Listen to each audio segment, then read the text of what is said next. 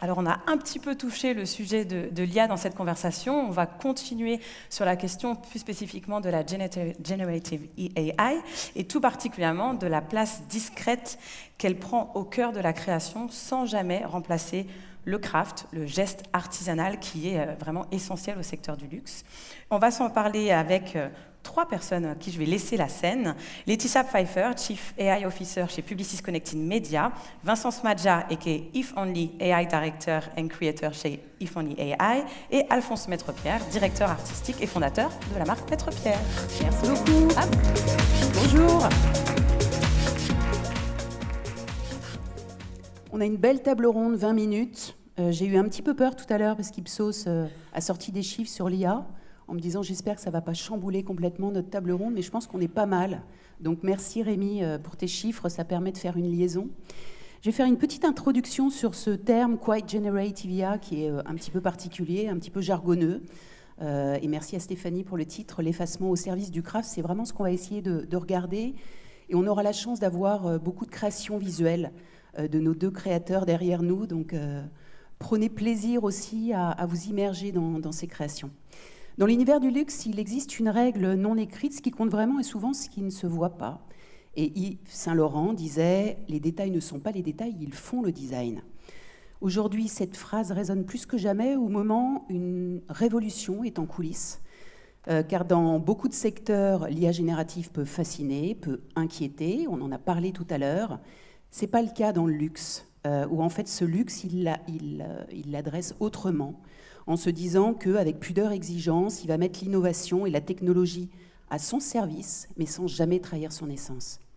Et c'est là qu'émerge ce concept de Quite Generative IA, qui est en fait une intelligence artificielle qui est élégante, qui est discrète, qui remplace ni l'artisan, ni le créateur, ni le designer, mais qui va accélérer ses gestes, ouvrir de nouvelles perspectives et augmenter les imaginaires sans jamais se mettre au devant de la scène. On le voit déjà dans certaines maisons, on en reparlera tout à l'heure par rapport au patrimoine, par rapport à la transmission, par rapport à la RSE, et ça c'était dans l'étude aussi d'Ipsos, donc ça fait un pendant qui est plutôt naturel, et c'est ce qu'on retrouve chez nos deux designers. Et partout, sans bruit, l'IA s'infiltre, donc comme un artisan invisible qui apporte efficacité, inspiration, précision, mais sans jamais remplacer ce qui fait de nous des êtres humains, la voix, la main, l'intuition, l'émotion, l'inspiration. Et donc dans cette table ronde, on va essayer de tenir cet équilibre subtil entre héritage, innovation, technologie et créativité. Et donc j'ai le plaisir d'avoir autour de moi deux créateurs, deux jeunes créateurs, c'est les trentenaires, là je pense qu'on a baissé la moyenne d'âge. Ces deux sensibilités, ces deux chemins, c'est une intuition commune par contre, celle que dans le luxe, la technologie n'a pas vocation à s'imposer mais à s'effacer au profit de la créativité et de la création. Je vais vous présenter, parce que vous êtes peut-être un petit peu moins connus que les personnes que l'on a eues depuis le début de cet événement. Vincent, d'abord, tu es connu sous le nom de If Only, tu es l'un des créateurs IA les plus influents de la scène française, tu lances ton projet il n'y a pas si longtemps, en 2022, et tu te fais remarquer par ton approche très personnelle de l'image générative, dans une grande poésie visuelle et dans une rigueur conceptuelle. Tu vas collaborer avec des grandes maisons, en 2023 avec Valentino, où tu vas faire une campagne qui va mêler à la fois IA, 3D, images de synthèse. Ton travail, il se caractérise par ce qu'on pourrait appeler de l'artisanat algorithmique. On voit quelques exemples ici qui peuvent être lancés par la régie, parce que c'est des visuels animés, donc ça serait chouette qu'on puisse voir aussi les animations. C'est plusieurs dizaines d'heures de tests, hein. C'est pas facile, c'est pas une baguette magique, c'est des itérations, c'est des vidéos courtes qui permettent d'avoir une très grande, et vous le voyez derrière moi, une très grande intensité visuelle. Tu accompagnes plusieurs grandes maisons, souvent en coulisses maintenant, tu es là plutôt pour travailler sur leur mood board, sur des concepts de campagne, sur des décors hybrides, tout en ayant et en défendant une vision très très forte dont tu nous parleras. La technique s'efface, la singularité reste.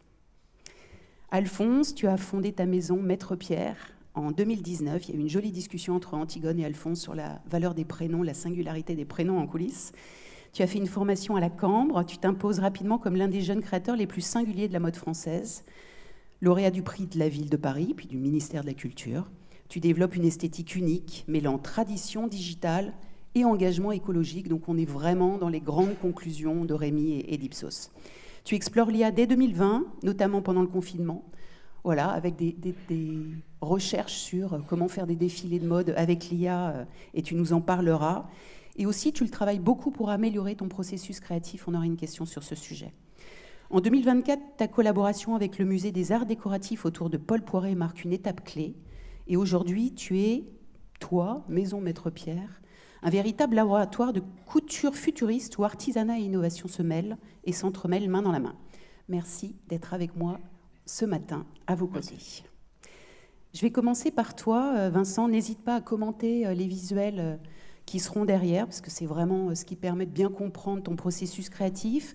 J'aimerais savoir comment tu joues justement ce rôle de l'IA dans ton processus créatif. Tu es très vigilant, même si tu es dans le réel, dans le virtuel, hein, toi tu es sur les réseaux sociaux. Comment en fait cet outil va amplifier ton identité, ta créativité sans vraiment la remplacer? N'hésite pas à commenter les visuels qui apparaîtront et ta manière de créer, de prompter, c'est intéressant. Alors merci pour l'introduction déjà, Laetitia. Écoute, moi, dans mon process de création, tout commence par de l'idéation et de la conceptualisation. C'est des choses qui sont parfois extrêmement négligées, puisqu'on a tendance à vouloir créer tout de suite. Mais moi, la majorité du temps, l'introduction de ce process, c'est de l'idéation. Et c'est ce qui finalement prend le plus de temps. Parce que la production, c'est quelque chose également qui prend du temps. Pour démystifier un petit peu, par exemple, l'idée de « il faut un prompt pour réaliser une vidéo », c'est faux. On a cet exemple-là. Hein. Voilà, c'est vraiment un très bon exemple, puisque pour générer la vidéo, il m'a fallu générer plus de 10 000 images. Puis il y a eu par la suite justement un travail de sélection, d'itération, de retouche, d'upscaling et bien sûr d'animation / motion. Et par la suite, bien sûr, il y a du montage. Donc, en l'occurrence, il y a des choses qui tournent pas mal hein, sur les réseaux, sur LinkedIn ou quoi, où on dit, voilà, il faut un prompt pour pouvoir générer une vidéo. Alors, j'ai envie de leur dire, c'est vrai, mais c'est aussi faux, puisque avec des outils tels que Sora 2, par exemple, hein, pour ne citer que, un prompt suffit pour générer une pub entière. Toutefois, on n'a pas forcément accès à l'authenticité, à la qualité, à la précision, en tout cas pas encore, peut-être que ça viendra un jour, et bien sûr au choix du créateur derrière. C'est-à-dire, on prompte, mais l'IA invente. Moi, ce que j'essaye de faire dans mes créations, c'est d'importer également mon authenticité, en tout cas mon intention créative, et un maximum de singularité pour un outil qui, paradoxalement, a tendance à générer des choses un peu standards, même si on tend à la personnalisation. Donc, tu démystifies le prompt miracle, la baguette magique qui fait des choses extraordinaires. On me pose souvent la question, mais Vincent, comment tu fais? Est-ce qu'il y a une recette? Est-ce qu'il y a un prompt magique, des mots magiques? Et bien, la réponse fait souvent des déçus, puisque absolument pas. Et ce que je réponds, c'est qu'il y a autant de façons de prompter qu'il y a de personnes et de projets. Chaque création est complètement différente, les outils sont complètement différents, j'utilise une quinzaine d'outils, mais à chaque fois ça change en fonction justement de l'intention créative que je souhaite y arborer. On rebondira tout à l'heure sur justement les ruptures créatives.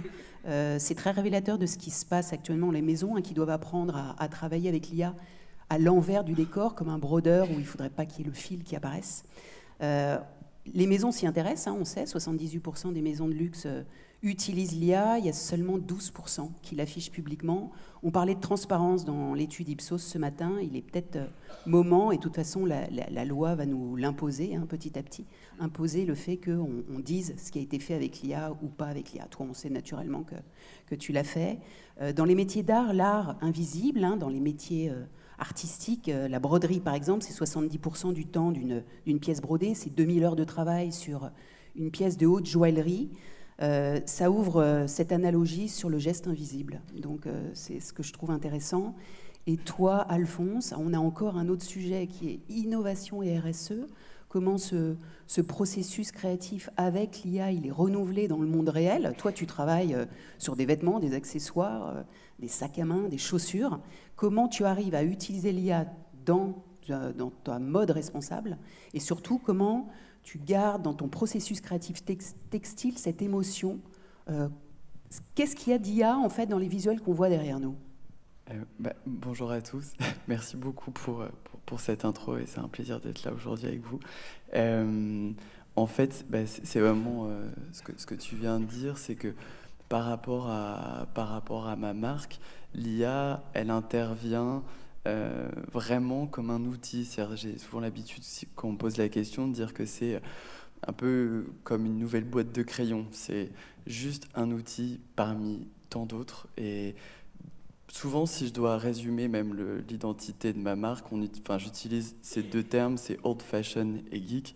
Old fashion parce que toutes mes collections sont toujours référencées par rapport à des vêtements du passé, des archives, des vêtements existants qui sont parfois des iconiques que tout le monde connaît et que je viens contrebalancer avec une esthétique beaucoup plus contemporaine, digitale. Parfois, ça peut être des inspirations carrément même de l'ordre du jeu vidéo et parfois, ça peut être du coup l'utilisation de l'IA.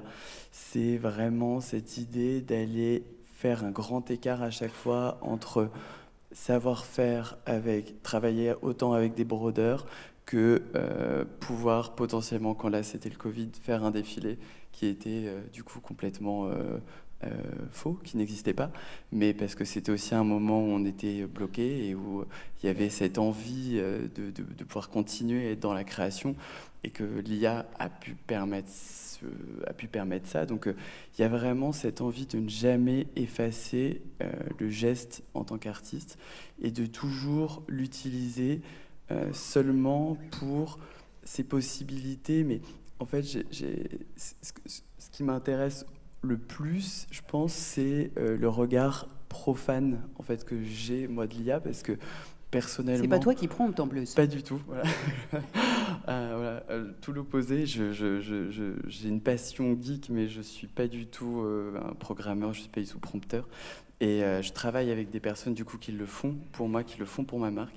Et en fait, c'est ce que je trouve aussi intéressant, c'est d'avoir cette distance-là, parce que très souvent, ce qui a pu m'intéresser dans l'IA, ça a été d'aller chercher pour des prints, d'aller chercher pour créer de la narration, les bugs et les images ratées de l'IA. Et c'était d'aller un peu chercher cette espèce d'imperfection numérique, vraiment simplement comme une texture numérique, comme une texture digitale qui m'intéressait et qui devenait du coup parfois du print, parfois qu'on pouvait appliquer à pas mal sinon d'autres histoires. Ça va faire une passerelle avec Vincent, merci pour ça. Et après, tu nous parleras quand même de ton aventure Paul Poiret, parce que on a besoin de parler de patrimoine et d'innovation et d'héritage. Ça fait une jonction parfaite avec toi, Vincent, sur justement ces sauts créatifs, ces ruptures créatives. Qu'est-ce que tu vas chercher dans l'IA, en fait, qui peut t'amener vers ça? Et peut-être un exemple de ce qui peut être une surprise pour toi, alors que ça fait un petit moment que tu l'utilises, et plutôt bien. Moi, l'IA, comme elle a dit Alphonse, pour moi, c'est pareil, c'est un outil et c'est un prisme créatif pour, par la suite, déboucher sur des événements, sur des visuels d'invitation, sur des vidéos pour les social media, etc. Et en l'occurrence, ça me permet aussi de nourrir ma créativité d'une certaine manière. Et je m'explique. En l'occurrence, quand je vais avoir une idée, en tout cas une première idée, il y a toujours un saut sur la production qui est les tests.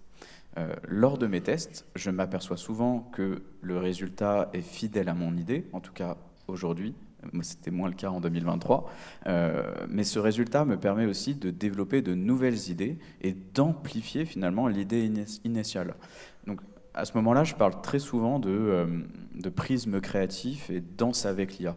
Et ça représente finalement une alliance homme-machine assez intéressante qui est justement le partage d'idées.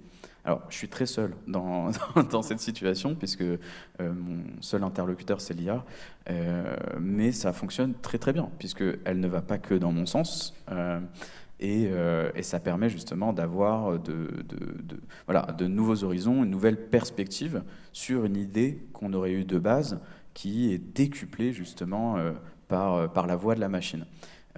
Et donc ça commence très souvent comme ça. Maintenant, tout dépend du projet. Je le répète, si c'est un projet qui est personnel, récréatif, là, voilà, c'est ce type de process. Mais il m'arrive très souvent d'avoir des clients qui ont un cahier des charges qui est déjà très établi, qui savent exactement ce qu'ils veulent. Et en l'occurrence, je reproduis finalement ce qu'ils cherchent à créer visuellement. Mais moi, mon truc, et ce que j'aime faire, c'est aussi challenger ces briefs pour apporter mes idées, pour apporter ma créativité et justement faire rayonner la marque et son ADN à travers 2 regards. C'est ce qu'on vient chercher chez toi. Tu as quand même une marque et une empreinte maintenant qui est bien connue. On voit bien cette danse, j'aime bien cette idée de danse humain et machine. 40% de diminution de temps sur la technique pour donner du temps à l'émotion et à la narration et à l'idéation. C'est Inia qui est là, non pour dessiner à votre place, mais pour élargir votre terrain de jeu. Question pour toi, Alphonse. C'est antinomique RSE-IA. Souvent, on se dit comment on arrive à concilier les deux. Tu arrives à le faire, à la fois dans ta manière de produire des pièces, mais aussi en allant piocher sur des patrimoines et des motifs patrimoniaux, sur des archives. Et j'aimerais bien que tu nous racontes cette histoire, parce que je vois que le temps court, il nous reste 3 minutes. On est prolixe et c'est passionnant. J'aimerais justement que tu fasses un petit focus sur cette histoire d'art déco, parce que je trouve que c'est particulièrement illustratif de ce qu'on peut aller chercher avec l'IA. Ouais, avec plaisir. En fait, au tout départ, par rapport à tout ce qui est pratique plus la RSE, quand on a commencé à travailler avec l'IA, c'était pour vraiment du placement, pour rentabiliser les tissus, pour avoir moins de pertes, parce qu'on est une marque où on fait toutes nos collections uniquement à partir de dead stock. Donc c'était que ce soit aussi bien l'accessoire. Diminuer les chutes en fait. Ouais. Et puis parce que tout ce qu'on fait aussi est aussi fait avec des chutes, donc réussir à chaque fois caler tous nos vêtements et tout faire. Donc ça c'était vraiment au départ quelque chose de très pratique. Ensuite, là, non, peut-être pas sur cette slide, mais on a fait des collections sur lesquelles les patrons étaient étaient scannés et sur lesquels ma graphiste qui est peintre venait peindre et ensuite l'IA venait adapter ces peintures directement à la forme des patrons pour que vraiment ce soit comme des tableaux et que ça épouse parfaitement le vêtement et que surtout ça tourne partout autour du corps. Donc il y a vraiment cette idée d'aller pousser même d'optimisation, d'aller pousser aussi la technique du print vraiment au max et toujours supervisé par l'artiste avec qui je travaille, qui est peintre. Et plus récemment, c'est vrai, j'ai eu cette chance de faire une collaboration avec le Musée des Arts Décoratifs de Paris, parce qu'ils sont en ce moment en train de faire une exposition qui met à l'honneur le travail de Paul Poiret, qui est un designer des années 20 dont je suis absolument fanatique.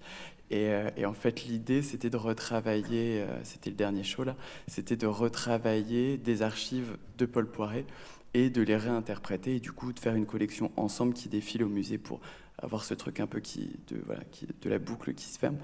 Et en fait, il y a énormément d'archives qu'on a pu consulter, aussi de broderies, de visuels qui étaient abîmés par le temps, les couleurs, parfois il y avait des broderies qui étaient manquantes. Et en fait, j'ai trouvé ça très joli que, pour une fois, cette IA un peu diabolique puisse aussi, pour ce genre restaurer le patrimoine. Soit un pansement, exactement. Et c'était un peu l'IA pansement pour pouvoir restaurer ces prints, restaurer ces visuels. Et c'était une pratique. Mais comme voilà, on disait tout à l'heure, c'est un outil, c'est un crayon, mais que j'avais trouvé joli d'un point de vue conceptuel et dans ce lien vraiment passé et futur. On arrive au bout, il reste 20 secondes. Donc, je vais vous demander, c'est hyper frustrant quand même, parce que vous êtes passionnés, un conseil, justement, pour les personnes qui sont dans la salle, les maisons, quelles qu'elles soient, jeunes ou vieilles, ou anciennes, ou expérimentées, je dirais. Un conseil, justement, pour arriver à marier cette IA au mieux avec le pendant de la RSE, de la durabilité, de l'héritage, du patrimoine, de l'innovation, surtout de l'authenticité et de l'émotion de la marque. C'est un exercice pas facile. Je vais essayer de faire super vite, parce que j'aurai pas le temps de tout développer. Mais je pense que ce qui tend à devenir le plus important dans l'IA, c'est la créativité. Et c'est ce qui nous appartient à nous, humains. Donc c'est l'âme, c'est bien sûr la créativité, l'imagination, l'esprit critique, c'est toutes ces choses-là. Et pourquoi je vous dis ça? Parce qu'il y a une théorie que j'aime avancer, qui est qu'en d'ici 2030, on va assister très doucement à la mort de la technique. Et finalement, j'ai pu théoriser ça par rapport à mon expérience, ma jeune expérience dans l'IA qui a 3 ans, où avant, il fallait savoir prompter, c'est-à-dire qu'il y avait une nomenclature, il y avait certains styles, il y avait certaines fonctions. Aujourd'hui, on parle à une IA en langage naturel pour générer avec la voix. Alors ça, c'est justement entre 2025 et 2030, à mon avis, on va y arriver totalement. Ça va être un peu la Jarvis era, pour que finalement, il nous reste que la créativité, que ce qui nous appartient. Donc voilà, je pense que la technique et l'expertise pour générer une vidéo, générer une image a encore quelques années, mais ce qui est valorisé aujourd'hui, et c'est ce pourquoi on vient me chercher, tu l'as évoqué tout à l'heure, c'est vraiment l'idéation, la conceptualisation et ce qui appartient à la sensibilité du créateur derrière l'IA. Je ne vais pas pouvoir développer plus parce que niveau timing, on n'est pas bon. Et Alphonse, de ton côté? Mais moi, je dirais toujours mettre l'IA en confrontation, toujours avec l'humain et toujours avec des artistes. Essayer toujours de la garder très, très, très cadrée dans le sens où qu'elle prenne jamais le dessus parce qu'elle n'a pas à le faire, elle n'a pas vocation à le faire. Ce n'est qu'un outil, ça doit le rester. Et j'aime beaucoup ce que tu dis aussi dans le fait que c'est quand même un outil qui permet de gagner du temps. Il y a aussi cette réalité qui est qu'aujourd'hui, on en demande beaucoup plus aux jeunes designers, on en demande beaucoup plus à tout le monde dans l'industrie, on demande à tout le monde d'aller aussi plus vite tout le temps. Alors je pense que parfois, c'est aussi peut-être notre société qui devrait ralentir et l'IA ralentirait avec. Mais en tout cas, si le système et tout continue comme il continue, bien encadré, toujours avec des artistes et qu'elle reste un outil, qu'elle reste une boîte à crayons, pour que ça reste un objet ludique, créatif et qui soit au service de l'humain, pour l'humain. Merci beaucoup, messieurs. Merci beaucoup à tous.